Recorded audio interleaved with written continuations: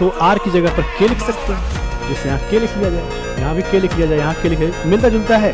तो इसी से देखो यहाँ पर इसको हम यदि लिखें k इक्वल टू 0 से लेकर के n तक, ठीक है, तो यहाँ अच्छा x के एन सी के हो जाएगा, एन सी के वहाँ भी लिखा हुआ है एन सी के, ठीक है। x की जगह पर यहाँ पर 1 है तो लिखने की आवश्यकता नहीं है, a की जगह पर x है तो x पावर हम यहाँ k लिख देंगे, ठीक है, x पावर k लिख देंगे और ये होता है फॉर्मूला, ठीक है। ये क्या है? फॉर्मूला है आपका,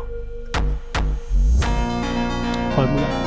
कंपेयर करो, इससे कंपेयर करो, इससे कंपेयर करो, इसमें क्या डिफरेंस है? k इक्वल टू 0 से n, n c k और 3 पावर k, यहाँ x पावर k है, this implies x equal to 3। Therefore right hand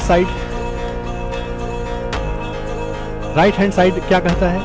x बराबर 3 रखो, 1 प्लस 3 होल पावर n यानी 4 पावर n आपका आंसर हो जाएगा ऑप्शन नंबर सी आपका आंसर हो जाएगा।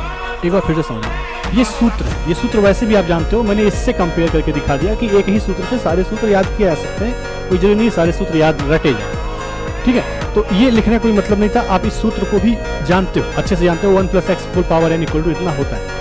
आप राइट हैंड साइड को इससे कंपेयर करोगे, x की जगह पर 3 लिखा हुआ मिलेगा, बाकी सेम चीजें हैं सब कुछ। तो जब x इक्वल टू 3 है तो ये इसके इक्वल होता है, तो यहाँ x इक्वल टू 3 रख करके 4 पावर n आपको आंसर मिल गया। अच्छा, यदि आप एक काम और करें, यदि आप ऐसा नहीं कर रहे हैं तो ऑप्शन से भी इसको हल कर सकते हैं। क्या करेंगे उसके लिए?